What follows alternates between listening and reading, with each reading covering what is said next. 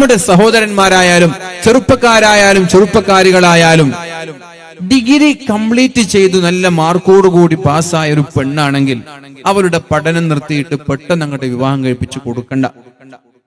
അവൾക്ക് നിക്കാഹ് കഴിപ്പിച്ചു കൊടുക്കാം. 18 വയസ്സായാൽ അവളെ നിക്കാഹ് കഴിപ്പിച്ചു കൊടുക്കാം. അത് കഴിഞ്ഞാൽ അവളെ സ്വതന്ത്രമായി പഠിക്കാൻ അനുവദിക്കണം ഭർത്താവിന്റെ സമ്മതത്തോടുകൂടെ. ഈ പഠിക്കാൻ പോകുന്നവരൊക്കെ മോശക്കാരാണ് എന്ന ചിന്ത നമ്മുടെ ഹൃദയത്തിൽ നിന്ന് നമ്മൾ മാറ്റിവെക്കണം. അങ്ങനെയല്ല, പഠിക്കാൻ പോകുന്നവരൊന്നും മോശമല്ല. ആരാ അങ്ങനെ പറഞ്ഞത്? അങ്ങനെ ഒരു തെറ്റിദ്ധാരണ നമ്മുടെ നാട്ടിലൊക്കെ ഉണ്ട്. പഠിക്കാൻ പോകുന്നവരൊക്കെ മോശമാണ്. ആരാ പറഞ്ഞത് പഠിക്കാൻ പോകുന്നവരൊക്കെ മോശമാണെന്ന്? എന്നാൽ ഞാൻ ചോദിക്കട്ടെ, സ്വന്തം വീട്ടിന്റെ അകത്തളങ്ങളിലുള്ള മക്കളൊക്കെ നല്ലവരാണോ? പഠിക്കാൻ പോകുന്നവർ മോശക്കാരാണെങ്കിൽ സ്വന്തം വീടിനകത്തുള്ള മക്കളൊക്കെ നല്ലവരാണോ? അങ്ങനെ ഒരു ധാരണയും വേണ്ട. പഠിക്കാൻ പോകുന്ന മക്കൾക്ക് ഒരുപാട് എക്സ്പീരിയൻസ് ഉണ്ടാകും, ഒരുപാട് അനുഭവങ്ങൾ ഉണ്ടാകും. അവരവരുടെ മക്കളെ പഠിപ്പിക്കുമ്പോൾ അവർക്കറിയാം കോളേജിന്റെ ക്യാമ്പസിന്റെ അകത്തളങ്ങളിൽ എന്തൊക്കെയാ നടക്കുന്നത് എന്ന്. വീട് വിട്ടാൽ ബസ് സ്റ്റാൻഡ് മുതൽ തിരിച്ചു വീട്ടിലേക്ക് എത്തുന്നത് വരെ വഴിയോരങ്ങളിൽ ആരൊക്കെ എവിടെ എങ്ങനെയൊക്കെ കാത്തിരിക്കുമെന്ന് കോളേജിൽ പോയി പഠിച്ച ഒരു പെൺകുട്ടിക്കറിയാം. അവള് മക്കളെ വളർത്തുമ്പോൾ ആ ഒരു രീതിയിൽ നിയന്ത്രണത്തോടെ വളർത്താൻ അവർക്കറിയും. എന്നാൽ സ്കൂളിന്റെ പടി കയറാത്ത ഒരു ഉമ്മയ്ക്ക് എന്തറിയാനാ എന്താ കോളേജിൽ നടക്കുന്നത്? അവർ കൃത്യമായി ഞായറാഴ്ച പോലും നമ്മുടെ മക്കളെ സ്കൂളിലേക്ക് പറഞ്ഞേക്കുകയാണ്. എന്താണ് കാരണം? സ്പെഷ്യൽ ക്ലാസ് ആണ്.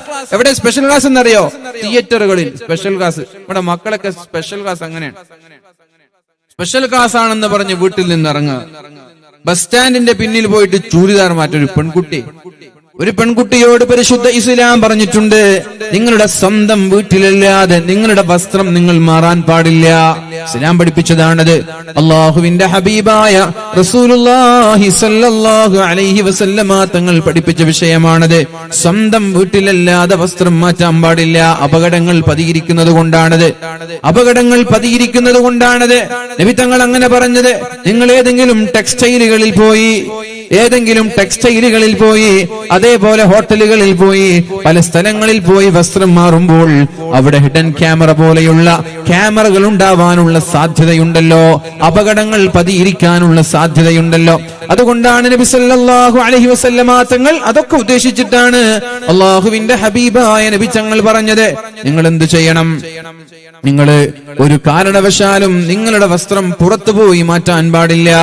മൻ കാന യുഅ്മിനു ബില്ലാഹി വൽ യൗമിൽ ആഖിർ ഫലാ യദ്ഖുലുൽ ഹമ്മാമ ഇല്ലാ ബിമിഅ്സർ വമൻ കാന യുഅ്മിനു ബില്ലാഹി വൽ യൗമിൽ ആഖിർ ഫലാ യുദ്ഖിൽ ഹലീലതഹുൽ ഹമ്മാം വമൻ കാന യുഅ്മിനു ബില്ലാഹി വൽ യൗമിൽ ആഖിർ ഫലാ യഖഉദു അലാ മാഇദത്തിൻ യുശ്റബു അലൈഹൽ ഖം വമൻ കാന യുഅ്മിനു ബില്ലാഹി വൽ യൗമിൽ ആഖിർ ഫലാ യഖ്ലുവന്ന ബിംറഅത്തിൻ ലൈസ മഅഹാ ദൂ മഹ്റം ഫഇന്ന സാലിഫഹുമ അശ്ശൈത്താൻ. പരിശുദ്ധ റസൂലുള്ളാഹി സ്വല്ലല്ലാഹു അലൈഹി വസല്ലമ തങ്ങൾ പറഞ്ഞതാണ്, അല്ലാഹുവിനെ കൊണ്ട് ഒരാൾ വിശ്വസിക്കുന്നുവെങ്കിൽ മൻ കാന യുഅ്മിനു ബില്ലാഹി വൽ യൗമിൽ ആഖിർ, അല്ലാഹുവിനെ കൊണ്ടും അന്ത്യനാളിനെ കൊണ്ടും വിശ്വസിക്കുന്ന ഒരാൾ ഫലാ യദ്ഖുലുൽ ഹമ്മാമ ഇല്ലാ ബിമിഅ്സർ, ഔറത്ത് മറക്കാതെ ബാത്റൂമിൽ കയറാൻ പാടില്ല, നഗ്നരായി കുളിക്കാൻ പാടില്ല. അത് സ്വന്തം വീട്ടിലെ ബാത്റൂം ആണെങ്കിലും ശരി, സ്വന്തം വീട്ടിലെ ബാത്റൂം, ഇനി ഏതെങ്കിലും ഹോട്ടലുകളിൽ പോയി അവിടുത്തെ ബാത്റൂം. എന്താ കാരണം? വേണ്ട, ഔറത്ത് മറക്കാതെ ബാത്റൂമിൽ പോണ്ട, കറാഹത്താണ്. അപകടങ്ങൾ പതിയിരിക്കുന്നുണ്ട്, പ്രത്യേകിച്ച് വീടിന്റെ പുറത്ത്. ഇനി വീട്ടിലാണെങ്കിൽ വരെ അപകടങ്ങൾ പതിയിരിക്കുന്നുണ്ട്. എത്രയോ ആളുകളാണ് ലഹരിയുടെ അഡിക്റ്റായ മക്കൾ സ്വന്തം മാതാവിന്റെ രഹസ്യഭാഗങ്ങൾ വരെ യാതൊരു മടിയുമില്ലാതെ ക്യാമറകളിലൂടെ ഒപ്പിയെടുക്കാൻ ശ്രമിച്ച സംഭവങ്ങൾ നമ്മൾ വായിച്ചത്. ഇഷ്ടംപോലെ സംഭവങ്ങൾ അങ്ങനെ നടക്കുന്നുണ്ട്. കഞ്ചാവും ലഹരിയും തലക്ക് കയറി സ്വന്തം മാതാവ് മകന്റെ ഗർഭം പേറിയവരുണ്ട്, പിതാവിന്റെ ഗർഭം മക്കൾ പേറിയവരുണ്ട്. ഇതൊക്കെ വളരെ സരളമായി നമ്മുടെ നാട്ടിൽ നടന്നുകൊണ്ടിരിക്കുകയാണ്. അതുകൊണ്ട് സൂക്ഷ്മതയെന്നോണം നബി തങ്ങൾ പറഞ്ഞു, നിങ്ങൾ കുളിക്കാൻ പോകുന്ന സമയങ്ങളിൽ ഒരു കാരണവശാലും നഗ്നരായി കുളിക്കാൻ പാടില്ല, ഔറത്ത് മറക്കാതെ കുളിക്കാൻ പാടില്ല. ആണായാലും പെണ്ണായാലും പൊതു ബാത്റൂമുകളിലേക്ക് കയറുമ്പോൾ ഔറത്ത് മറക്കണം എന്ന് ശഫീഉനാ റസൂലുള്ളാഹ് പിന്നെ പറഞ്ഞു വമൻ കാന യുഅ്മിനു ബില്ലാഹി വൽ യൗമിൽ ആഖിർ, അല്ലാഹുവിനെ കൊണ്ടും അന്ത്യനാളിനെ കൊണ്ടും വിശ്വസിക്കുന്നവരാൾ ഫലാ യുദ്ഖിൽ ഹലീലതഹുൽ ഹമ്മാം, നമ്മുടെ ഭാര്യമാരെ പൊതു ടോയ്ലറ്റുകൾ ഉപയോഗിക്കാൻ അനുവദിക്കരുത്. പൊതു ടോയ്ലറ്റുകൾ പോലും ഹോസ്പിറ്റല് അതുപോലെ തന്നെ ഹോട്ടലുകളിലൊക്കെ ബാത്റൂമുകളിൽ നമ്മൾ പോവുകയാണെങ്കിൽ പല സ്ഥലത്തും നമ്മൾ ഹിഡൻ ക്യാമറകളുടെ കഥകൾ കേൾക്കാറുണ്ട്. ഷോപ്പിംഗ് മാളുകളിൽ, വസ്ത്രം ചേഞ്ച് ചെയ്യുന്ന സ്ഥലങ്ങളിൽ, ഡ്രസ് ചേഞ്ച് ചെയ്യുന്ന സ്ഥലങ്ങളിൽ, ഫീഡിംഗ് റൂമുകളിൽ, ബാത്റൂമുകളിൽ, ഹോസ്പിറ്റലുകളിൽ. അപ്പൊ ഇത് തീരെ ഉപയോഗിക്കാൻ പാടില്ല എന്നല്ല, ഇതൊക്കെ ഒരു സൂക്ഷ്മതയ്ക്ക് വേണ്ടി പറയാം. നിങ്ങൾ അങ്ങനെ കയറുമ്പോ ഒന്ന് സൂക്ഷിച്ച് പരിശോധിച്ച് നിങ്ങളുടെ ഔറത്തൊക്കെ വെളിവാവാത്ത രീതിയിൽ സൂക്ഷ്മത കാണിക്കുന്നത് നല്ലതാണ്. കാരണം നിങ്ങൾ വായിച്ചോന്നറിയില്ല, ബ്ലൂ ഫിലിമുമായി ബന്ധപ്പെട്ട ഒരു ടെക്സ്റ്റ് മെസ്സേജ് ഉണ്ടായിരുന്നു. അതിൽ അദ്ദേഹം പ്രതിപാദിക്കുന്നുണ്ട്, ഇതുപോലെയുള്ള ഹിഡൻ ക്യാമറകൾ വെച്ച്, ഹിഡൻ ക്യാമറകൾ സ്കൂളുകളിൽ, ബീച്ചുകളിൽ, ബസ് സ്റ്റാൻഡുകളിൽ, തിയേറ്ററുകളിലൊക്കെയുള്ള നമ്മുടെ കൗമാരക്കാരായ പെൺകുട്ടികളുടെയും ചെറുപ്പക്കാരുടെയും ഈ അഴിഞ്ഞാട്ടങ്ങൾ ഹിഡൻ ക്യാമറകളിലൂടെ ഒപ്പിയെടുത്തിട്ട് അത്തരം വീഡിയോകളാണ് ബ്ലൂ ഫിലിമിന്റെ സൈറ്റുകളിലുള്ളത്. അത് കാണാനാണ് ആളുകൾക്ക് താല്പര്യം. മറ്റേ പൈസ കൊടുത്ത്, സമ്പത്ത് കൊടുത്ത്, സാലറി കൊടുത്ത് സെക്സ് അഭിനയിക്കുന്ന ഈ നടീനടന്മാരെക്കാളും താല്പര്യം ഇതുപോലെയുള്ള ഹിഡൻ ക്യാമറകൾ കാണാനാണ് എന്ന ഒരു ടെക്സ്റ്റ് മെസ്സേജ് വായിച്ചത് ഞാൻ ഓർക്കുകയാണ്. അപ്പൊ നമ്മുടെ സൂക്ഷ്മതയ്ക്ക് വേണ്ടിയിട്ട്, അല്ലാതെ ഇനി ഹോസ്പിറ്റലിൽ പോയാല് ഭാര്യക്കോ ബാത്റൂം ഉപയോഗിക്കണം, അവിടെ സൂക്ഷ്മത നല്ലതാണ്. മുഖം മറക്കുന്നത്, അതുപോലെ തന്നെ ഔറത്ത് വെളിവാവാത്ത രീതിയിൽ നിയന്ത്രിക്കുന്നതൊക്കെ നല്ലതാണ്. ഇല്ലെങ്കിൽ അപകടങ്ങൾ അവിടെ പതിയിരിക്കുന്നുണ്ട് എന്നാണ് ഈ മഹത്തായ ഹദീസുകളിൽ നിന്ന് നമ്മൾക്ക് മനസ്സിലാക്കാൻ സാധിക്കുന്നത്. റസൂലുള്ളാഹി സ്വല്ലല്ലാഹു അലൈഹി വസല്ലമ തങ്ങൾ പറഞ്ഞു, നിങ്ങൾ അല്ലാഹുവിനെ കൊണ്ടും അവന്റെ റസൂലിനെ കൊണ്ടും വിശ്വസിക്കുന്നവരാണെങ്കിൽ നിങ്ങളുടെ ഭാര്യമാരെ പൊതു ടോയ്ലറ്റുകൾ ഉപയോഗിക്കുമ്പോൾ ഒന്ന് ശ്രദ്ധിക്കണമെന്ന് പറയണം. പിന്നെ പറഞ്ഞു വമൻ കാന യുഅ്മിനു ബില്ലാഹി വൽ യൗമിൽ ആഖിർ, അല്ലാഹുവിനെ കൊണ്ടും അവന്റെ റസൂലിനെ കൊണ്ടും വിശ്വസിക്കുകയാണെങ്കിൽ ഫലാ യഖഉദു അലാ മാഇദത്തിൻ യുശ്റബു അലൈഹിൽ ഖംറു, കള്ള് കുടിക്കുന്നവരുടെ കൂടെ ഇരിക്കാൻ പാടില്ല. അഥവാ ഒരു ഫംഗ്ഷൻ ഉണ്ട്, ഒരു സൽക്കാരമുണ്ട്, ഗൾഫിൽ പോയാൽ നിങ്ങൾക്ക് കാണാം അവിടുത്തെ സ്റ്റാഫുകൾ ഒരുമിച്ച് കൂടി ഒരു പാർട്ടി ഉണ്ടാകും. വലിയ വലിയ കമ്പനികളിൽ, ആ കമ്പനികളിൽ മുസ്ലിമീങ്ങൾ ഉണ്ടാകും, മുസ്ലിമീങ്ങളല്ലാത്ത നോൺ മുസ്ലിംസ് ഉണ്ടാകും. അവർക്കൊക്കെ വർഷത്തിൽ ഒരു പാർട്ടി ഉണ്ടാകും. ഇടയ്ക്കിടെ ബർത്ത്ഡേ പാർട്ടികൾ ഉണ്ടാകും. ആ ബർത്ത്ഡേ പാർട്ടികളിലെല്ലാം മദ്യങ്ങൾ ഉണ്ടാകും, കള്ളുകൾ ഉണ്ടാകും, വൈനുകൾ ഉണ്ടാകും. അതുപോലെയുള്ള ആ സദസ്സിൽ, അവരുടെ ആ സുപ്രയിൽ, അവരുടെ ടേബിളിൽ നിങ്ങൾ ഇരിക്കാൻ പാടില്ല. നിങ്ങൾ കുടിക്കുന്നോ ഇല്ലേ എന്നുള്ളതല്ല, അവിടെ ഇരിക്കാനേ പാടില്ല, നിങ്ങളെ മാറി നിൽക്കണം എന്ന് ഷഫീഉനാ റസൂലുള്ളാഹി സ്വല്ലല്ലാഹു അലൈഹി വസല്ലമ തങ്ങൾ പറഞ്ഞു. നാലാമതായി ഒരൽപ്പം കൂടി ഗൗരവമാണ്. മൻ കാന യുഅ്മിനു ബില്ലാഹി വൽ യൗമിൽ ആഖിർ, അല്ലാഹുവിനെ കൊണ്ടും അന്ത്യനാളിനെ കൊണ്ടും വിശ്വസിക്കുന്നവരാൾ ഫലാ യഖ്ലുവന്ന ബിംറഅത്തിൻ ലൈസ മഅഹാ ദൂ മഹ്റമിൻ മിൻഹാ, ഒരു മഹ്റമില്ലാത്ത പെണ്ണിന്റെ കൂടെ നിൽക്കാൻ പാടില്ല. അത് ബസ്സാണെങ്കിലും ശരി, ഓട്ടോറിക്ഷയാണെങ്കിലും ശരി, ക്ലാസ് റൂം ആണെങ്കിലും ശരി, ബൈക്കാണെങ്കിലും ശരി, കാറാണെങ്കിലും ശരി, അന്യസ്ത്രീയുടെ കൂടെ ഒരു ആണും നിൽക്കാൻ പാടില്ല. ഒന്നുകിൽ മഹറമായ ഒരാൾ ഉണ്ടാകണമെന്നാണ് ഷഫീഉനാ റസൂലുള്ളാഹി സ്വല്ലല്ലാഹു അലൈഹി വസല്ലമ തങ്ങൾ പറഞ്ഞത്. നിങ്ങളാരും മോശമായതുകൊണ്ടല്ല. ഉദാഹരണം, ഞാൻ ഒരു +2 പഠിക്കുന്ന ഒരു പെൺകുട്ടി ആദ്യമായി രാവിലെ 8 മണി പുറത്തിരിക്കണമെന്നാണ് ഇസ്ലാം പഠിപ്പിക്കുന്നത്. രണ്ടുപേരും അകത്തിരിക്കാൻ പാടില്ല. നിങ്ങൾ മോശക്കാരായതുകൊണ്ടല്ല. അള്ളാഹുവിന്റെ ഹബീബ് പറയുന്നുണ്ട്, ഫഇന്ന സാലിസഹുമ ശൈത്താൻ, അവിടെ മൂന്നാമനായി പിശാച് കയറിക്കൂടുമെന്ന് ഷഫീഉനാ റസൂലുള്ളാഹി. മൂന്നാമനായി കടന്നു വരും. പിശാച് വന്നാൽ പിന്നെ വേണ്ടാത്ത ചിന്തകൾ ഉണ്ടാകും മനുഷ്യന്റെ ഹൃദയങ്ങളിലേക്ക്, പെണ്ണിന്റെ ആണിന്റെ ഹൃദയങ്ങളിലേക്ക് പിശാച് വേണ്ടാത്ത ചിന്തകൾ ഇട്ട് കൊടുക്കാനുണ്ട്. ഒരുപക്ഷെ രണ്ടുപേർക്കും ഉണ്ടാവൂല, ഒരാളുടെ ഹൃദയത്തിൽ ഇട്ട് കൊടുക്കും. അങ്ങനെ ഒരാളുടെ ഹൃദയത്തിൽ പിശാച് വേണ്ടാത്ത ഇട്ട് കൊടുക്കുമ്പോഴാണ് പീഡനങ്ങൾ ഉണ്ടാകുന്നത്, ബലാത്സംഗം ഉണ്ടാവുന്നത്. നിങ്ങൾ കണ്ടതല്ലേ, റോഡിന്റെ മധ്യത്തിൽ നിന്ന് പോലും ബംഗാളിലെ ഒരു ടീച്ചറെ, ഒരു ലേഡി സ്റ്റാഫിനെ വളരെ നിഷ്ഠൂരമായി ബലാത്സംഗം ചെയ്തിട്ട് കരിച്ചു കൊന്നത് നമ്മൾ ഈ അടുത്ത് 2 മാസം മുമ്പ് വായിച്ച വാർത്തയാണ്. നിർഭയ കേസിലൂടെയല്ലാതെ പെണ്ണ് ഒറ്റയ്ക്ക് പുറത്തിറങ്ങാൻ പാടില്ല എന്ന് പറഞ്ഞത് അനാവശ്യമായ പീഡനങ്ങളും അനാവശ്യമായ തോന്നിവാസങ്ങളും ഫിത്നയും ഇല്ലാതിരിക്കാനാണ്. ഇതൊക്കെ സൂക്ഷ്മതയോടെയാണ് നബി തങ്ങൾ പറഞ്ഞത്, സൂക്ഷ്മതയോടെയാണ് റസൂലുള്ളാഹി സ്വല്ലല്ലാഹു അലൈഹി വസല്ലമ തങ്ങൾ പറഞ്ഞത്. സൂക്ഷിച്ചാൽ ദുഃഖിക്കേണ്ട, സൂക്ഷിക്കുന്ന ആളുകൾക്ക് ദുഃഖിക്കേണ്ടി വരില്ല എന്ന് സാന്ദർഭികമായി ഉണർത്താൻ ഞാൻ ആഗ്രഹിക്കുകയാണ്. അതുകൊണ്ട് എന്റെ പ്രിയപ്പെട്ട സഹോദരങ്ങളോട്, സഹോദരിമാരോട് ഞാൻ പറഞ്ഞു വന്നത്, കോളേജിലേക്ക് പോകുന്ന പെൺകുട്ടികൾ പറയാൻ, എന്ത് എനിക്ക് സ്പെഷ്യൽ ക്ലാസ് ഉണ്ട് എന്നിട്ട് ബസ് സ്റ്റാൻഡിന്റെ പിന്നിൽ പോയിട്ട് ഡ്രസ്സ് മാറ്റുക. നിങ്ങൾ കണ്ടിട്ടില്ലെങ്കിലും ഞാൻ കണ്ടിട്ടുണ്ട്. ബസ് സ്റ്റാൻഡിന്റെ പിന്നിൽ പോയിട്ട് ഡ്രസ്സ് മാറ്റിയിട്ട് ബൈക്കിൽ കയറിട്ട് പോവുക. ബാഗ് എടുത്തിട്ട് യൂണിഫോം ഇട്ടിട്ടാ വരിക. യൂണിഫോം ഇട്ടിട്ട് വീട്ടിൽ നിന്ന് വന്നിട്ട് ബാഗിൽ ഡ്രസ് ഉണ്ട്, ചൂരിദാർ ഉണ്ടാവും.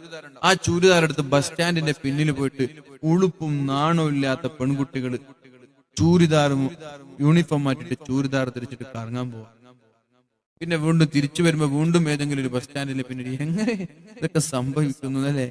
ഒരല്പമെങ്കിലും നാണവും മാനൊക്കെ ഉള്ള ആളുകൾക്ക് ഇങ്ങനെ ബസ് സ്റ്റാൻഡിന്റെ പിന്നിലൊക്കെ പോയിട്ട് ഡ്രസ് മാറ്റാൻ പറ്റും. ബാത്റൂമിൽ പോലും നിങ്ങൾ ഡ്രസ് മാറ്റരുതെന്നാ പറഞ്ഞു. അതേപോലെ തിയേറ്ററിലേക്ക് പോവാ, മാളുകളിൽ പോവാ, മാളുകളിൽ പോയിട്ട് യൂണിഫോം മാറ്റി. എന്തിനാ യൂണിഫോം മാറ്റുന്നതെന്ന് അറിയോ? യൂണിഫോം മാറ്റുന്ന എന്തിനാ? അതിന്റെ ആവശ്യം യൂണിഫോം ഇട്ടിട്ട് പോയാൽ പോരാ. യൂണിഫോം ഇട്ടിട്ട് ഒരു ബീച്ചിൽ പോയാൽ ആ ബീച്ചിൽ വേറെ ആരെങ്കിലും ഇങ്ങനെ കാണുമ്പോ ഈ സ്കൂളിലെ യൂണിഫോം ആണല്ലോ, അവരെന്ത് ഇവിടെ? പെട്ടെന്ന് സ്കൂളിലുള്ള അധ്യാപകർക്ക് വിളിക്കും, നിങ്ങളെ കുട്ടി ഇവിടെ ഇങ്ങനെ അലിഞ്ഞു തിരിയുന്നുണ്ടല്ലോ ബീച്ചിൽ. അപ്പൊ ക്ലാസ്സിലെ അധ്യാപകന്മാർ എണ്ണെടുക്കുമ്പോ 10ാം ക്ലാസ് ബിയിൽ ഒരു പെൺകുട്ടിയെ കാണാനില്ല. അപ്പൊ രക്ഷിതാക്കളെ വിളിക്കും, അപ്പൊ ആളെ പിടിക്കും. അപ്പൊ ചുരിദാർ ഇട്ടാൽ അറിയില്ലല്ലോ ഇത് ഏത് കോളേജിലെ കുട്ടിയാണ്, ഏത് സ്കൂളിലെ കുട്ടിയാണ്, കല്യാണം കഴിഞ്ഞതാണോ കഴിയാത്തതാണോ എന്നൊന്നും അറിയില്ലല്ലോ. അതിനുവേണ്ടി മാളുകളിൽ പോയി ചുരിദാർ മാറ്റി, യൂണിഫോം മാറ്റി ചുരിദാർ ധരിച്ച് കറങ്ങാൻ പോകുന്നവരുണ്ട്. ഇതൊക്കെ വളരെ ചുരുങ്ങിയ ഒരു ശതമാനമാണ്. ഇതിന്റെ പേരിൽ എല്ലാരെയും വേട്ടയാടുകയല്ല, വേട്ടയാടാൻ പാടില്ല. ഇതെങ്ങനെ സംഭവിക്കുന്നു എന്ന് ചോദിച്ചാൽ, വീട്ടിൽ അനുഭവമില്ലാത്ത, എക്സ്പീരിയൻസ് ഇല്ലാത്ത ഉമ്മമാര് വീട്ടിലുള്ളത് കൊണ്ടാണ്. അതാ ഞാൻ പറഞ്ഞു വരുന്നത്. കോളേജുകളിൽ പോയി പരിചയമില്ലാത്ത ഉമ്മമാർ, കോളേജിൽ പോയി പരിചയമുള്ള സ്ത്രീകൾക്കറിയാം ഈ സ്പെഷ്യൽ ക്ലാസ് ആണെന്ന് പറയുമ്പോ ഇവരും പഠിക്കുന്ന കാലത്ത് കുറെ സ്പെഷ്യൽ ക്ലാസ് ഉണ്ട് എന്ന് പറഞ്ഞ് പലരും പറ്റിച്ചത്. അതുകൊണ്ട് ഞാൻ പറയുന്നത്, കോളേജുകളിലേക്ക്, സ്കൂളുകളിലേക്ക് പോകുന്ന മക്കൾ സ്പെഷ്യൽ ക്ലാസ് ഉണ്ടെന്ന് പറയുമ്പോ അവരോട് ഒന്നടുത്ത് നിന്ന് ചോദിക്കണം, മോളെ ഇന്ന് സ്പെഷ്യൽ ക്ലാസ് ഉണ്ടോ? സത്യം പറ. ഉണ്ട്. ആരാ ക്ലാസ് എടുക്കുന്നത്? ഏതാ വിഷയം?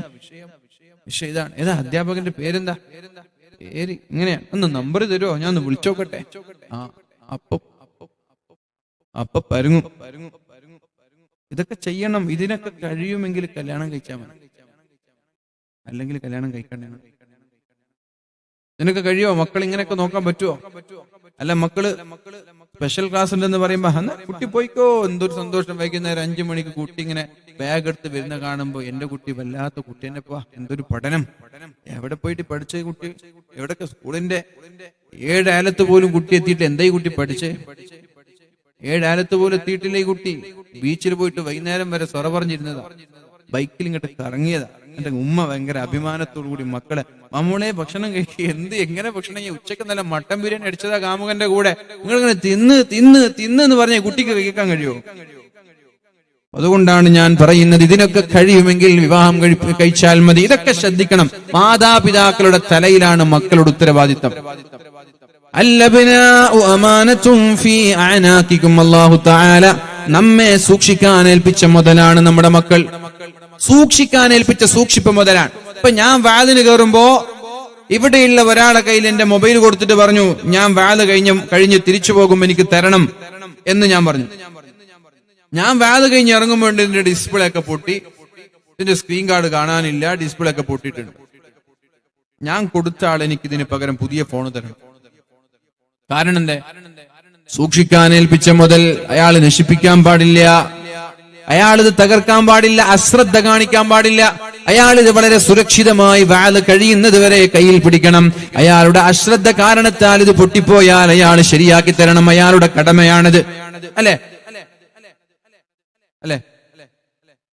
അതേപോലെയാണ് നമ്മുടെ മക്കൾ. അൽഅബ്നാഉ അമാനത്തും ഫീ അഅനാഖികും. അല്ലാഹു തആല സൂക്ഷിക്കാൻ ഏൽപ്പിച്ച മുതലാണ് നമ്മുടെ മക്കൾ.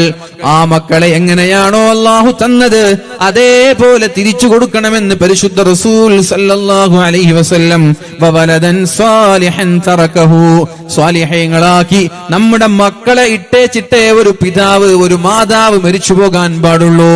അഥവാ നമ്മെ സൂക്ഷിക്കാൻ ഏൽപ്പിച്ച സൂക്ഷിപ്പ് മുതലാണ് ഈ മക്കൾ.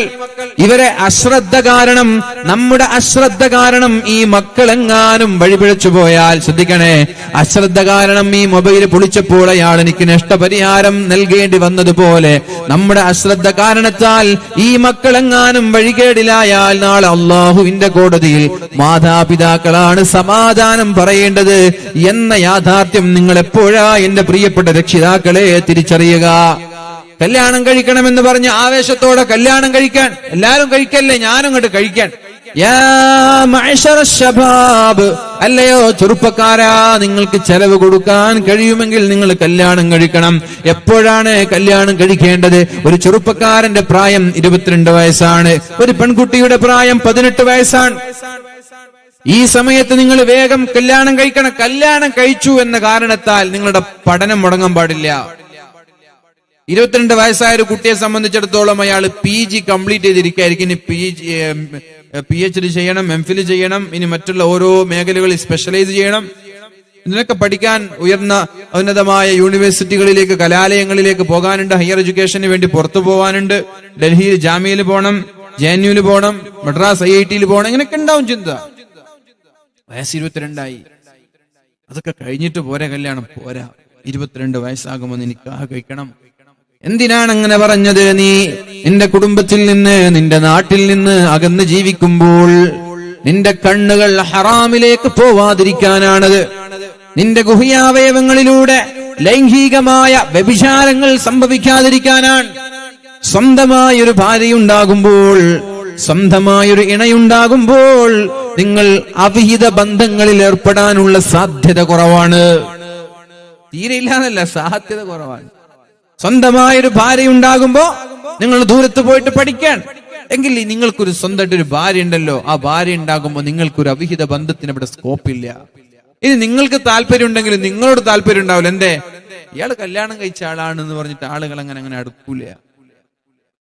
പെണ്ണാണെങ്കിലും അതേപോലെ കോളേജിൽ പോകുന്ന ഒരു പെൺകുട്ടി, ഇവളെ പ്രപ്പോസൽ കഴിഞ്ഞു, നിക്കാഹ കഴിഞ്ഞാണ്, അപ്പൊ അങ്ങനെ ആളുകൾ അങ്ങോട്ട് അടുക്കൂല.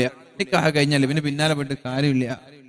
എന്തിനാണിത് പറഞ്ഞത്? കണ്ണുകൾ ഹറാമിലേക്ക് പോവാതിരിക്കാനും ലൈംഗിക അവയവങ്ങളിലൂടെ ഹറാമ് സംഭവിക്കാതിരിക്കാനുമാണ് അല്ലാഹു തആല പരിശുദ്ധ ഹബീബ് വേഗം കല്യാണം കഴിക്കാൻ പറഞ്ഞത്. നബി തങ്ങൾ പറഞ്ഞു, മൻ തസവ്വജ ബിംറഅത്തിൻ ഫഖദ് അഹ്റസ സുലുസൈ ദീനി. നിങ്ങൾ വളരെ നേരത്തെ കല്യാണം കഴിച്ചാൽ, നിങ്ങൾ വിവാഹം കഴിച്ചാൽ നിങ്ങളുടെ ദീനിന്റെ 2/3 ഭാഗം അല്ലാഹു സംരക്ഷിച്ചു കഴിഞ്ഞിരിക്കുകയാണ്. കല്യാണം കഴിക്കലോടുകൂടി ഒരു മനുഷ്യൻ 70% നന്നാവുമെന്നാണ്. വിവാഹം കഴിക്കലോടുകൂടി 70% നന്നാവും, സ്വാഭാവികമാണ്. വൈകുന്നേരങ്ങളിൽ സ്കൂൾ വിടുമ്പോ, കോളേജ് വിടുമ്പോ ബൈക്ക് കൊടുത്തിട്ട് കറങ്ങാൻ വന്നിരുന്ന ചെറുപ്പക്കാരൻ വിവാഹം കഴിച്ചാൽ അങ്ങനെ കറങ്ങാൻ വന്നിട്ട് നമ്പർ കൊടുക്കുന്നതും പിന്നാലെ വരുന്നതൊക്കെ നിർത്തും. കാരണം എന്താ? വീട്ടിലൊരു പെണ്ണുണ്ട്.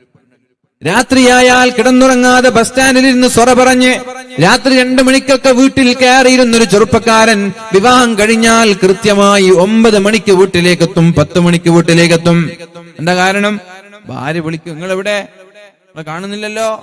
ആ, ഞാൻ ഇവിടെ ഉണ്ട്, എന്നാ വേഗം വരൂ. ഉമ്മ വിളിച്ചാ ഫോൺ എടുക്കൂല. എന്നാ ഉമ്മ നമുക്ക് സ്വൈര്യം തരും. ഉമ്മ വിളിച്ചിട്ട് ഇപ്പൊ നമ്മള് വൈകിപ്പോയാൽ ഉമ്മ ഇങ്ങനെ കിരികിരിയാക്കൂല. ഉമ്മ എന്താ നീ വൈകി, എനിക്ക് വേറെ പണിയുണ്ടായിരുന്നു, ഉമ്മ അങ്ങനെ പറഞ്ഞു ഉമ്മ ഉണ്ടാണ്ടിരിക്കും. എന്നാ ഭാര്യ അങ്ങനല്ല, സുബഹി വരെ ഉറങ്ങാൻ സമ്മതിക്കൂല. അപ്പൊ അത് പേടിച്ചിട്ട് വേഗം. മനസ്സിലായി? ഇനി ഫോൺ എടുത്തില്ലെങ്കിൽ പടച്ചോനെ വീട്ടിലേക്ക് കയറാനേ പറ്റൂല. ഉമ്മാന്റെ ഫോൺ എടുത്തില്ലെങ്കിൽ കുഴപ്പമൊന്നുമില്ല, ഉമ്മ ഒരു ബെല്ലടിക്കുമ്പോ വീട് തുറന്നിരും. ഭാര്യ ഫോൺ എടുത്തില്ലെങ്കിൽ വീട്ടിലേക്ക് കയറ്റൂല. ഇതൊക്കെ കൊണ്ട് വേഗം നിങ്ങൾ എന്താവും? വീട്ടിലേക്ക് എത്തും. അതുകൊണ്ട് അവിഹിത ബന്ധങ്ങളോ കാഴ്ചകളോ കേൾവികളോ നമ്മളിൽ ഉണ്ടാവൂല. അതുകൊണ്ട് നിങ്ങൾ എന്ത് വേണം? 22 വയസ്സായാൽ എന്റെ രക്ഷിതാക്കളെ നിങ്ങൾ നിങ്ങളുടെ മക്കൾക്ക് നിക്കാഹ് കഴിപ്പിച്ചു കൊടുക്കണം. വിവാഹം വൈകാൻ പാടില്ല. അള്ളാന്റെ ഹബീബ് പറഞ്ഞൊരു ഹദീസുണ്ട്, മൻ വുലിദ ലഹു മൗലൂദുൻ ഫൽയുഹ്സിൻ ഇസ്മഹു വഅദബ. നിങ്ങൾക്കൊരു കുഞ്ഞുണ്ടായാൽ ആ കുഞ്ഞിനെ നിങ്ങൾ പഠിപ്പിക്കണം, അദബ് പഠിപ്പിക്കണം, മര്യാദ പഠിപ്പിക്കണം. ഫഇൻ ബലഗ ഫൽയുസവ്വിജുഹു. നിങ്ങൾ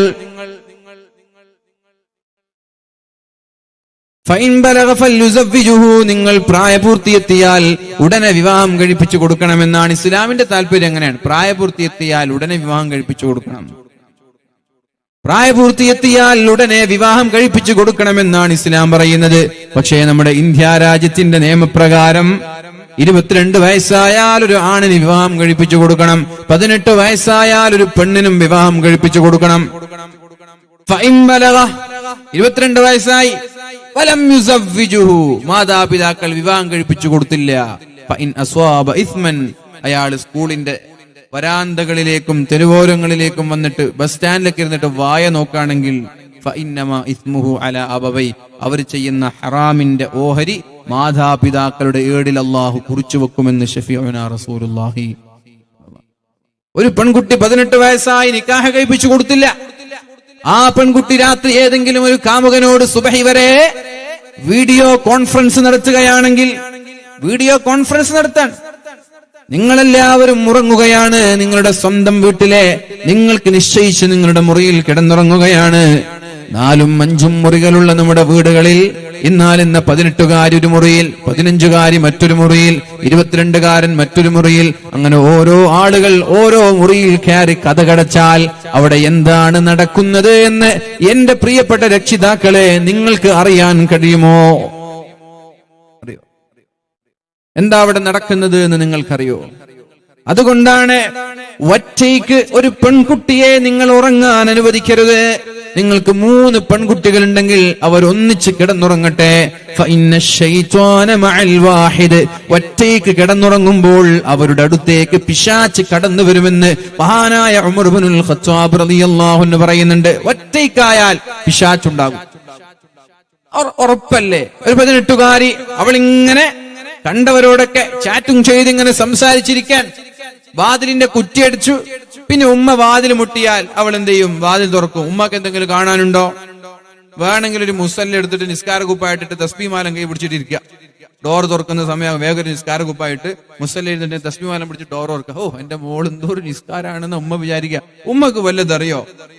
അല്ലെങ്കിൽ അവിടെയുള്ള ടേബിളിൽ ഒരു പുസ്തകം പിടിച്ചിട്ട് ഇങ്ങനെ ഉറക്കുന്നു, ഇങ്ങനെ പഠിക്കുന്നത് പോലെ അഭിനയിക്കുക. ഉമ്മക്ക് എന്റെ മോള് രാത്രി 12 മണിക്ക് പഠിക്കാനാണല്ലോ പഠിച്ചോനെ. ഇതൊക്കെ എന്ത് സിമ്പിളാണ്! നിങ്ങൾ എന്ത് ചെയ്ത് മനസ്സിലാക്കാത്തത്? എന്ത് സിമ്പിളാണ്! വളരെ നൈസായി ചീറ്റ് ചെയ്യാൻ പറ്റുന്ന കാലല്ലേ? അതുകൊണ്ടാണ് കഥ കടച്ചുകൊണ്ട് ഒറ്റയ്ക്കുറങ്ങാൻ നമ്മുടെ മക്കൾ അനുവദിക്കരുത് എന്ന് പറഞ്ഞത്. ഇതൊക്കെ അവരെ വിശ്വാസമില്ലാഞ്ഞിട്ടല്ല, അത് സൂക്ഷ്മതയുടെ ഭാഗമാണ്. അതിന് എന്നെന്ത് വിശ്വാസമില്ല ഉമ്മ അങ്ങനെ ചോദിക്കാണ്ട്, അതൊക്കെ തട്ടിപ്പാണ്. എന്നെ വിശ്വാസമില്ല ഉമ്മ എന്നാ ചോദിക്കുക. നിന്നെ വിശ്വാസമൊക്കെ ഉണ്ട്, നിന്നോട് സ്നേഹമുള്ളത് കൊണ്ടാണെന്ന് പറഞ്ഞാൽ മതി. 2 മക്കൾ ഒന്നിച്ചു കിടന്നാൽ, ആ പെൺകുട്ടി 2 ജ്യേഷ്ഠത്തെയും അനുജത്തെയും ഒന്നിച്ചു കിടന്നാൽ അവൾക്ക് എന്ത് ചെയ്യാൻ പറ്റൂല? സംസാരിക്കാൻ പറ്റൂല. സംസാരിച്ച അനുജത്തി പോയി ഉമ്മയോട് പറയും, ഉമ്മ ജ്യേഷ്ഠത്തി രാവിലെ വരെ സംസാരത്തിലായിരുന്നു, അവ പിടികൂടും. അതുകൊണ്ട് എന്ത് വേണം? നമ്മുടെ മക്കൾ കഥ കടച്ചുകൊണ്ട് ഒറ്റയ്ക്ക് കിടന്നുറങ്ങുന്ന ഒരു സംവിധാനം അവസരം കൊടുക്കരുത്. ഏത് സമയത്തും നമ്മൾ അവരറിയാതെ അവരുടെ റൂമിലേക്ക് കയറാൻ ഒരു പിതാവിനും മാതാവിനും കഴിയണം. കാരണം നമ്മൾ മഹറമല്ലേ, ഉപ്പ മഹറമല്ലേ, ഉമ്മ മഹറമല്ലേ. ഉപ്പാക്ക് ഏത് സമയത്ത് രാത്രി ഇങ്ങനെ തോന്നാൻ എന്റെ മക്കളൊന്ന് പരിശോധിക്കണം, ഉറങ്ങുന്നുണ്ടോ, അങ്ങനെ നോക്കണമെന്ന് തോന്നിയാൽ വാതിലിങ്ങനെ മുട്ടി കുറ്റി തുറക്കുന്നത് കാത്തു നിൽക്കാതെ ഡയറക്റ്റ് എൻട്രി, ഗ്രീൻ എൻട്രി വേണം. അങ്ങനെ ഉണ്ടെങ്കിലേ നമ്മൾക്ക് അവരെ പരിശോധിക്കാൻ കഴിയുള്ളൂ. ഇതൊക്കെ മക്കളോടുള്ള വിശ്വാസക്കുറവ് കൊണ്ടല്ല മുഅ്മിനീങ്ങളെ, ഇതൊക്കെ രക്ഷിതാവായ മാതാപിതാക്കളുടെ കടമയാണ്. എന്തുകൊണ്ട്? അവരുടെ ഭാഗത്ത് ഹറാമ് വരാതിരിക്കാൻ. നമ്മൾ നമ്മുടെ മക്കളെ സ്നേഹിക്കുന്നത് ദുനിയാവിന് വേണ്ടിയല്ല, നമ്മൾ നമ്മുടെ മക്കളെ സ്നേഹിക്കുന്നത് പാരത്രിക ലോകത്തിന് വേണ്ടിയാണ്, ആഖിറത്തിന് വേണ്ടിയാണ്. ആഖിറത്തിൽ രക്ഷപ്പെടണമെന്നുള്ള താല്പര്യത്തോടെയാണ്. അപ്പൊ ഹറാമുകൾ ഇവിടെ ചെയ്താൽ നാളെ ഈ മക്കൾ നമ്മൾക്കെതിരെ സാക്ഷി നിൽക്കുമെന്നുള്ള കാര്യം നമ്മൾ മറക്കരുത്. അള്ളാഹുവിനോട് ഈ മക്കൾ നാളെ പറയുമെന്നല്ലേ പറഞ്ഞത്? റബ്ബനാ അരിനല്ലദീനി അളല്ലാനാ മിനൽ ജിന്നി വൽ ഇൻസ് ലിനജഅൽഹുമാ തഹ്ത അഖ്ദാമിനാ വലിയകൂനാ മിനൽ അസ്ഫലീൻ. അല്ലാഹുവേ എന്റെ മാതാപിതാക്കളെ ഒന്ന് കാണിച്ചു താ അല്ലാ. അവരാണ് ഞങ്ങളെ വഴി പിഴപ്പിച്ചത്, അവരെ കാരണത്താലാണ് ഞങ്ങൾ മോശമായത് എന്ന് നമ്മുടെ സ്വന്തം മക്കൾ അള്ളാഹുവിന്റെ കോടതിയിൽ വിളിച്ചു പറഞ്ഞാൽ, നമ്മുടെ അശ്രദ്ധ കാരണത്താൽ ഇവിടെ മക്കൾ വഴിപിഴച്ചു പോയാൽ അതിന്റെ പേരിൽ നാളെ അള്ളാഹു നരകത്തിലേക്ക് വലിച്ചെറിയുമെന്നുള്ള കാര്യത്തിൽ ഒരാൾക്കും സംശയം വേണ്ട. അതുകൊണ്ടാണ് അശ്രദ്ധയുണ്ടാവാൻ പാടില്ല. നിരന്തരമായി നിരീക്ഷിക്കണം. നമ്മൾ 18 വയസ്സായ ഒരു പെൺകുട്ടിക്ക് നിക്കാഹ് കഴിപ്പിച്ചു കൊടുത്താൽ വേറെ ചിന്തയുണ്ടാവൂല. പിന്നെ ചിന്തയുണ്ടാവൂല എന്ന് പറഞ്ഞ് നിങ്ങൾക്ക് വേറെ കുറെ കഥ പറയാനുണ്ടാവും. കല്യാണം കഴിച്ചിട്ട് ഉസ്താദെ 2 മക്കൾ ഇട്ടിട്ട് ഒളിച്ചോടുന്നില്ലേ? അതൊക്കെ റയറാണ്, മനസ്സിലായോ? അതൊക്കെ വിരളമാണ്. അതൊക്കെ 100-ൽ 2% ഉള്ളൂ, 1% ഉള്ളൂ. അത് വെച്ചിട്ട് നമ്മൾ ബാക്കിയുള്ള കഥകൾ കമ്പയർ ചെയ്യണ്ട, മനസ്സിലായോ? ഒരു ചെറുപ്പക്കാരൻ കല്യാണം കഴിഞ്ഞ ഒരു ചെറുപ്പക്കാരനും കല്യാണം കഴിക്കാത്ത ചെറുപ്പക്കാരനും തമ്മിൽ 2 ഡിഫറന്റ് ഉണ്ട്. വേഗം കല്യാണം കഴിക്കണമെന്നാണ് ഇസ്ലാം പറഞ്ഞത്. അള്ളാഹുവിന്റെ ഹബീബിന്റെ സമീപത്തേക്ക് അക്കാഫ് എന്ന് പറയുന്ന ഒരു ചെറുപ്പക്കാരൻ വരുന്നുണ്ട്. അള്ളാന്റെ ഹബീബ് ചോദിച്ചു, യാ അക്കാഫ് ഹല്ലക മിൻ സൗജ, കല്യാണം കഴിച്ചോ അക്കാഫേ? ഇല്ല നബിയെ, കല്യാണം കഴിച്ചിട്ടില്ല എന്ന് പറഞ്ഞു. എന്തേ? വഅൻത മൂസിറുൻ ബിഖൈർ, സാമ്പത്തികമായി പ്രയാസമുണ്ടോ? പൈസ ഇല്ലേ? ദാരിദ്ര്യമാണോ വിവാഹം കഴിക്കാൻ വൈകി പോകുന്നത്? അല്ല നബിയെ, വഅന മൂസിറുൻ ബിഖൈർ, സാമ്പത്തികമായി എനിക്കൊരു പ്രയാസവുമില്ല നബിയെ, ഞാൻ നല്ല മുതലാളിയാണ് നബിയെ. അപ്പോഴാണ് അള്ളാന്റെ ഹബീബ് പറഞ്ഞത്, ചെവി തുറന്ന് കേട്ടോളൂ എന്റെ രക്ഷിതാക്കളെ, എന്റെ ഉമ്മമാരെ, എന്റെ പ്രിയപ്പെട്ട ചെറുപ്പക്കാരെ, നിങ്ങൾ ചെവി തുറന്നു കേട്ടോളൂ. സാമ്പത്തികമായി അഭിവൃദ്ധിയുണ്ടായിട്ട്, സാമ്പത്തികമായി കഴിവുണ്ടായിട്ട് വിവാഹം കഴിക്കാതെ ബാച്ചിലേഴ്സായി നടക്കുന്ന 22 കഴിഞ്ഞ എല്ലാ ചെറുപ്പക്കാരും കേട്ടോളൂ. നബി തങ്ങൾ പറഞ്ഞു, അൻത ഇദം മിൻ ഇഖ്വാനി ശൈത്വാൻ, സാമ്പത്തികമായി കഴിവുണ്ടായിട്ടും വിവാഹം കഴിക്കാതെ വിവാഹത്തെ പിന്തിപ്പിച്ചു നടക്കുന്ന ആളുകളെ, നിങ്ങളുടെ കൂട്ടുകാർ പിശാച്ചാണ്, നിങ്ങൾ ശൈത്വാന്റെ കൂട്ടുകാരാണെന്ന് ശഫീഉനാ റസൂലുള്ളാഹ്. നിങ്ങൾ പിശാച്ചിന്റെ കൂട്ടുകാരാണ്, പിശാച്ചിന്റെ കൂട്ടുകാരാണ് നിങ്ങൾ. എന്നിട്ട് പറഞ്ഞു, ഷിറാറുക്കും ഉസ്സാബുക്കും, നിങ്ങളുടെ നാട്ടിലെ ചമ്മാടികളായ ആളുകൾ ബാച്ചിലേഴ്സ് ആയിരിക്കുമെന്ന് ശഫീഉനാ റസൂലുള്ളാഹ്. ചമ്മാടിത്തരങ്ങൾ കാണിക്കുന്നത് വിവാഹം കഴിക്കാത്ത ബാച്ചിലേഴ്സ് ആയിരിക്കുമെന്നാണ് നബി തങ്ങൾ പഠിപ്പിച്ചത്. വഅർദലു മൗതാകും ഉസ്സാബുക്കും, നിങ്ങളിൽ ഈമാൻ സലാമത്താവാതെ ആഖിബത്ത് മോശമായി മരിക്കാൻ സാധ്യതയുള്ളതും ബാച്ചിലേഴ്സ് ആണ്, വിവാഹം കഴിക്കാത്ത. നബിയെ, അതേ സദസ്സിൽ വെച്ച് തന്നെ അള്ളാഹുവിന്റെ ഹബീബ് ഒരു സഹോദരിയെ കൊണ്ട് അക്കാഫിന് വിവാഹം കഴിപ്പിച്ചു കൊടുത്തു എന്നാണ് പരിശുദ്ധ ഹദീസുകളിൽ കാണാൻ കഴിയുന്നത്. അതുകൊണ്ട് വിവാഹം ഒരു കാരണവശാലും പഠിക്കുകയാണ്, എന്റെ മോള് പഠിച്ചു തീരട്ടെ എന്ന കാരണത്താൽ വൈകണ്ട. നിക്കാഹ് കഴിപ്പിച്ചു കൊടുത്ത് ഭർത്താവിനോട് വളരെ നേരത്തെ തന്നെ എന്റെ പെണ്ണിന് പഠിക്കാൻ അനുവാദം നൽകണം എന്ന സമ്മതത്തോടുകൂടെ. അതേപോലെ PG പഠിക്കുന്ന ഒരു ചെറുപ്പക്കാരൻ 22 വയസ്സ് പൂർത്തിയായാൽ അയാളെയും നിക്കാഹ് കഴിപ്പിച്ചവർ തുടർ പഠനം നടത്തട്ടെ. പിന്നെ എങ്ങനെ മക്കളെ ചെലവ് കൊടുക്കും? പഠിക്കല്ലേ രണ്ടുപേരും? ചെലവ് കൊടുക്കാൻ ഉണ്ടാവൂല, കാരണം പെണ്ണിന്റെ വീട്ടിലായിരിക്കും, ആണിന്റെ വീട്ടിലായിരിക്കും. പിന്നെ അവർക്ക് എങ്ങനെ കറങ്ങാനുള്ള പൈസ, ചെറിയ പൈസ ആവശ്യമുള്ളത് അവരെ സമ്പാദിക്കും ചെയ്യും. ഇവിടെയാണ് പരിശുദ്ധമായ ഖുർആനിന്റെ ഒരു ആയത്ത് നമ്മൾ ഓർക്കേണ്ടത്. വഅൻകിഹുൽ അയാമ മിൻകും വസ്സാലിഹീന മിൻ ഇബാദികും വഇമാഇകും വഇൻ യകൂനു ഫുഖറാ യുഗ്നിഹിമുല്ലാഹു മിൻ ഫളലിഹി. എന്റെ പ്രിയപ്പെട്ട മുഅ്മിനീങ്ങളെ, പരിശുദ്ധ ഖുർആൻ പറയാണ്, വആകിഹുൽ അയാമ മിൻകും വസ്സാലിഹീന മിൻ ഇബാദികും വഇമാഇകും, നിങ്ങൾ എന്ത് ചെയ്യണം? നല്ലവരായ ആൺകുട്ടികളെയും പെൺകുട്ടികളെയും വേഗം നിങ്ങൾ വിവാഹം കഴിപ്പിച്ചു കൊടുക്കണം. ഇയകൂനു ഫുഖറാ, അവർ ദരിദ്രരാണെങ്കിൽ, അവരുടെ കയ്യിൽ ക്യാഷ് ഇല്ലെങ്കിൽ, യുഗ്നിഹിമുല്ലാഹു മിൻ ഫളലി, അല്ലാഹു തആല അവർക്ക് ക്യാഷ് നൽകും, അല്ലാഹു അവർക്ക് സമ്പത്ത് നൽകുമെന്ന് പരിശുദ്ധ ഖുർആൻ. പൈസ ഇല്ലാത്തതിന്റെ പേരിൽ വിവാഹം മുടക്കണ്ട. ദീനിയായ ഒരു ചെറുപ്പക്കാരനാണോ, കഴിവും തറവാടും നല്ല സ്വഭാവവുമുള്ള ഒരു ചെറുപ്പക്കാരനാണോ, ഉടനെ വിവാഹം കഴിപ്പിച്ചു കൊടുക്ക്. പൈസ ഇല്ല എന്ന കാരണത്താൽ വിവാഹത്തെ നിങ്ങൾ വൈകിക്കാൻ പാടില്ല. നല്ലൊരു ജോലി ഇല്ലല്ലോ ചെറുപ്പക്കാരന്, നല്ലൊരു ജോലിയില്ലല്ലോ ചെറുപ്പക്കാരന്, അതുകൊണ്ട് വേണ്ട കല്യാണം, ഇപ്പൊ വേണ്ട, കുറച്ച് കഴിയട്ടെ, ജോലിയൊക്കെ ആയി സെറ്റിൽ ആവട്ടെ, വേണ്ട. അങ്ങനെ ചിന്തിക്കരുത്. യുഗ്നിഹിമുല്ലാഹു മിൻ ഫളി, അല്ലാഹു തആല സമ്പത്ത് നൽകുമെന്നാണ് പരിശുദ്ധ ഖുർആൻ പറഞ്ഞത്.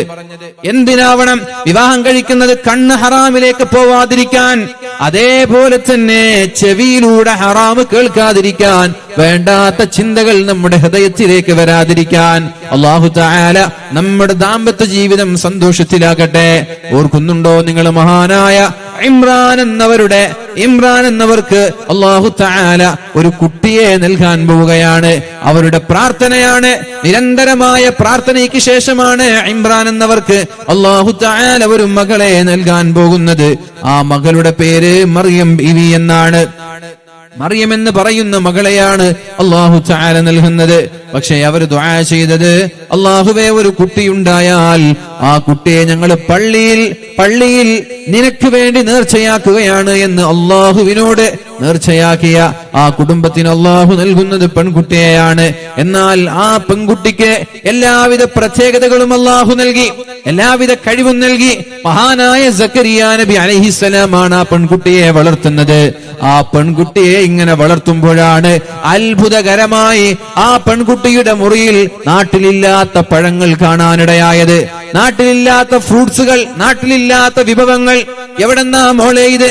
അന്നാലക്കി ഹാദാ, എവിടെന്നാണ് മറിയം ബീവിയെ നിങ്ങൾക്ക് ഈ ഭക്ഷണമൊക്കെ കിട്ടിയത്? അപ്പോഴാണ് സക്കരിയ നബിയോട് പറഞ്ഞത്, ഹുവ മിൻ ഇൻദില്ലാഹ്, ഇതെനിക്ക് എന്റെ റബ്ബ് തന്നതാണ്, ആകാശ ലോകങ്ങളിൽ നിന്ന് അല്ലാഹു തന്നതാണ്. അങ്ങനെ ഈ സാലിഹത്തായ ഈ ദീനീ ബോധമുള്ള ഒരു പെണ്ണിനെ കിട്ടാനുള്ള കാരണം വ ഇന്നി ഉഈദുഹാ ബിക വദുല്ലിയതഹാ മിനശ് ശൈത്വാനിർ റജീം എന്നുള്ള മാതാപിതാക്കളുടെ പ്രാർത്ഥനയാണ്. അല്ലാഹുവേ എനിക്ക് തരാൻ പോകുന്ന കുഞ്ഞിനെ പിശാചിന്റെ ശർറിൽ നിന്ന് നീ സലാമത്താക്കണേ അല്ലാ. പിശാചിന്റെ ശർറിൽ നിന്ന്, പിശാചിന്റെ ഫിത്നയിൽ നിന്ന്, അപകടങ്ങളിൽ നിന്ന് എനിക്ക് തരാൻ പോകുന്ന കുട്ടിയെ നീ കാക്കണേ എന്ന് നിരന്തരമായി ദുആ ചെയ്യാറുണ്ട് ഇമ്രാൻ എന്നവരുടെ ഭാര്യയായ മറിയം ബീവിയുടെ മാതാവ്. അങ്ങനെ ഗർഭകാലത്തുള്ള നിരന്തരമായ പ്രാർത്ഥനകൾക്ക് ശേഷമാണ് അല്ലാഹു തആല മറിയം എന്നു പേരുള്ള ഒരു കുഞ്ഞിനെ നൽകുന്നത്. ഫതഖബ്ബലഹാ റബ്ബുഹാ ബിഖബൂലിൻ ഹസനിൻ വഅംബതഹാ നബാതൻ ഹസനാ, ഏറ്റവും നല്ല കുട്ടിയായി ആ കുട്ടിയെ വളർത്തുകയാണ്. ഖൈറു നിസാഇഹാ, ആ കാലഘട്ടത്തിലെ ഏറ്റവും നല്ല പെണ്ണ് മറിയം ഇബ്നത്തു ഇമ്രാൻ എന്ന് ശഫീഉനാ റസൂലുള്ളാഹി സല്ലല്ലാഹു അലൈഹി വസല്ലമ തങ്ങൾ പഠിപ്പിക്കുന്നുണ്ട്. ഈ കുട്ടിയെ വളർത്തുമ്പോഴാണ് സക്കരിയ നബി അലൈഹിസ്സലാമിന് അന്ന് 100 വയസ്സോളം എത്തിയിട്ടുണ്ട്. താടി രോമങ്ങൾ നിറച്ചിട്ടുണ്ട്, മുടി നിറച്ചിട്ടുണ്ട്, കൈകാലുകളൊക്കെ ശയിച്ചു പോയിട്ടുണ്ട്. വാർദ്ധക്യ കാരണത്താൽ ഒരാൾക്കുണ്ടാവാറുള്ള സ്വാഭാവികമായ പ്രായത്തിന്റെ പ്രയാസങ്ങളൊക്കെ ഉണ്ടായിട്ടുണ്ട്.